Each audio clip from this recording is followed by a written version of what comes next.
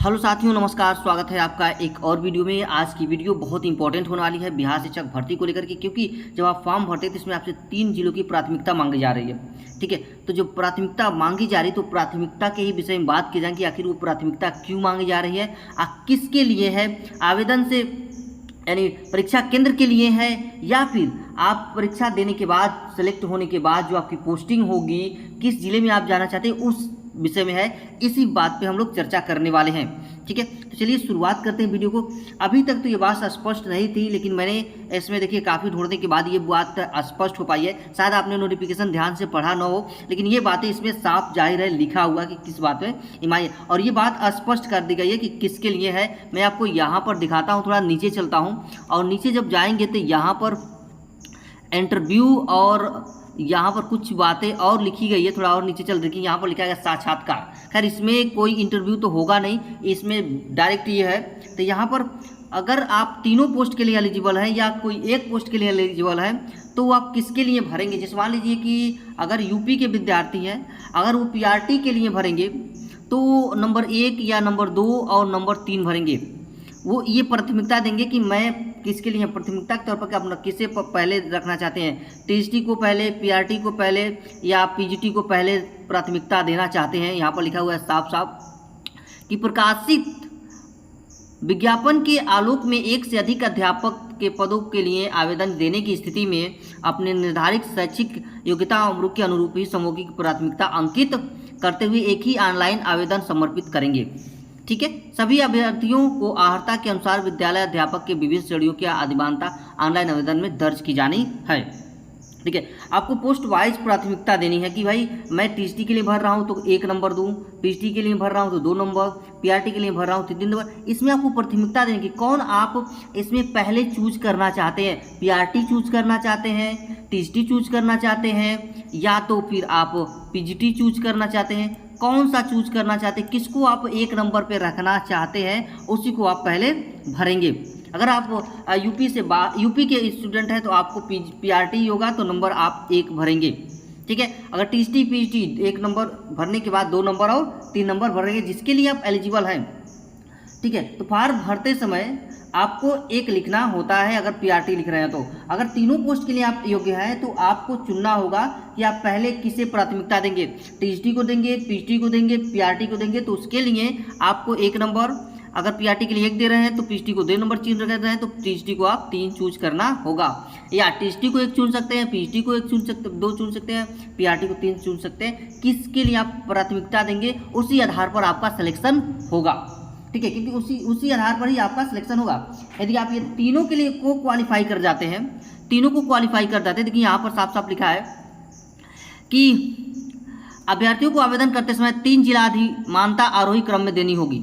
असफल अभ्यर्थियों के लिए जिला के लिए दी गई अधिमानता एक मेधा के आधार पर उन्हें जिला आवंटन किया जाएगा। अभ्यर्थियों की मेधा के अनुसार तीनों अधिमानता से किसी प्राप्त नहीं होने की स्थिति में उन्हें अंग्रेजी वर्णमाला अल्फाबेटिकल के अनुसार अधिक पद पर जिला आवंटित की जाएगी। ये तो बात रही जिला की। लेकिन जिला से पहले अगर मान लीजिएगा अगर आप तीनों ही क्वालिफाई कर ले जाते हैं तो आपको किसी एक में ही पोस्टिंग मिलेगी। वो भी जो पोस्टिंग मिलेगी वो अल्फ़ाबेटिकली पोस्टिंग मिलेगी।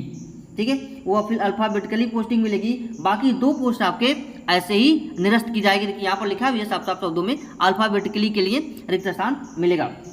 यहाँ पर एक बात और है, अभी मैंने बात पढ़ा नीचे कि जो जिले की बात की जा रही है वो जिला जो है वो आपकी परीक्षा केंद्र के लिए नहीं है। ठीक है, वो आपको परीक्षा केंद्र तो आपको रैंडमली जो बीपीएससी हैं जो है उनके माध्यम से रैंडमली आपको परीक्षा केंद्र दे दिया जाएगा। ठीक है, उसकी पोस्टिंग जो मिलेगी ना वो उसके लिए है, वो कि आप 3 जिले चूज करेंगे, उसमें आप जो भी चूज करेंगे उसके लिए वो दिया गया है। तीनों जिलों में आपका मेरिट अगर नहीं आ रहा है, ठीक, मान लीजिए कि तीनों जिले में अगर आपने चूज किया है 3 जिले में आपका मेरिट नहीं आया तो उसमें भी आपका अल्फ़ाबेटिकली ही चलेगा। अल्फ़ाबेटिकली के तौर पे आपको 3 जिले में से कोई एक चूज करके दे दिया जाएगा। अंतिम रूप से देखिए यहाँ पर लिखा है, अंतिम रूप से सफल उम्मीदवारों के चयन के पश्चात चयनित अभ्यर्थियों की नियुक्ति के पश्चात पदस्थान मेरिट कट चॉइस के आधार पर संबंधित जिला में जिला शिक्षक पद द्वारा किया जाएगा। परंतु मेधा के आधार पर अधिमानता के विद्यालय में रिक्ति नहीं होने पर उपलब्ध रिक्ति के अनुसार किसी भी विद्यालय में पदस्थान किया जा जा सकेगा। ठीक है, अगर मान लीजिए कि आपने जो चूज किया है वो नहीं है वहाँ पर, तो आपको किसी अन्य विद्यालय में वो आपको भेज दिया जाएगा। ठीक है, तो ये बातें आपको क्लियर हो गई होगी, समझ में आ गया होगा सारी बातें। ठीक है, समझ गए होंगे आप लोग। यहाँ पर देखिए अन्य निर्देश भी दिया हुआ है, अगर इसे समझेंगे ध्यान से तो कोई अभ्यर्थी इस नियमावली के अंतर्गत अधिकतम 3 बार परीक्षा में भाग ले सकेगा। 3 बार आप इस परीक्षा को दे सकते हैं, इससे अधिक बार परीक्षा में आपको बैठने नहीं दिया जाएगा। ठीक है, आयोग द्वारा की गई अनुशंसा नियुक्ति का अधिकार तब तक नहीं प्रदान करेगी जब तक कि यथा आवश्यक प्रमाण पत्रों की जाँच के उपरांत प्रवासी विभाग संतुष्ट न हो जाए। अभ्यर्थी विद्यालय अध्यापक के पद पर नियुक्ति के लिए दृष्टियों से उपयुक्त है। ठीक है, यहाँ इसकी वेबसाइट भी दी है, अभी तक फॉर्म तो उसे साइट जाम हो चुकी है पूरी तरह से। तो ये भी जानने की कोशिश कर लेते कितने विद्यार्थियों ने अभी तक फॉर्म को फिलअप किया है। देखिए यहाँ पर देखिए, ये आपकी जो एग्ज़ाम होगा वो एग्ज़ाम आपका 24 से लेकर के 27 अगस्त के बीच में वो एग्ज़ाम होगा। और जिसमें परीक्षा होगी इसमें थोड़ा सा बदलाव किया गया है परीक्षा में, प्रश्न में, कि जो पहले आपका 150 क्वेश्चन आता था वो अब 120 प्रश्न ही आएंगे। ठीक है, पहले परीक्षा फॉर्मेट देखिए यहाँ पर 150 प्रश्न पूछा जाता, अब 2 घंटे का समय भी आपको मिलता था, लेकिन अब समय आपका वही रहेगा 2 घंटा ही, लेकिन प्रश्न को घटा दिया गया, वो आपको 120 यहाँ पर दिया जाएगा प्रश्न। ठीक है, 120 प्रश्न आपको दिया जाएगा। 150 में 100 प्रश्न नॉलेज बेस्ड होगा, जिसमें प्रश्न ज्ञान के पूछे जाते थे, ये पहले पूछे जाते थे। अब जो होगा 120 में से 80 प्रश्न ही समान ज्ञान से पूछे जाएंगे। जो कट ऑफ भी होगी वो अलग अलग होगा आपका, और डेट अलग अलग होगा। किस विषय पर? जो जारी विज्ञापन जारी हुआ है उसके अनुसार अगर उम्र और योग्यता के अनुसार आपका कट ऑफ जारी किया जाएगा। उम्र के लिए 1 अगस्त को कट ऑफ जारी होगी और योग्यता के लिए 31 अगस्त को कट ऑफ जारी होगी। देखिए आपको आरक्षण प्रमाण पत्र, ईडब्ल्यूएम प्रमाण पत्र, क्रीमी लेयर प्रमाण पत्र, मूल निवास प्रमाण पत्र ऑनलाइन आवेदन के समय ये दे देना है। जब भी जैसे आप ऑनलाइन करेंगे ये सारा डॉक्यूमेंट्स उसी समय आपको अपलोड करना है। लेकिन यहाँ पर कंप्यूटर टीचर के लिए कोई बीएड की डिग्री आपसे नहीं मांगी गई। यहाँ पर साफ साफ लिखा हुआ है कि 11 और 12 की कंप्यूटर में लिए कोई भी बीएड की डिग्री नहीं होनी चाहिए। और इसके साथ ही नियोजित जो शिक्षक हैं उनको टेट और एस्टेट और फ्रेश अभ्यर्थियों की एक साथ परीक्षा कराई जाएगी। ठीक है, यहाँ पर 10 साल की उम्र में अधिकतम टेट और एस्टेट के लिए छूट भी दी गई है। तो सारी बातें आपको समझ में आ गई होंगी, सारे डाउट्स आपको क्लियर हो गए होंगे।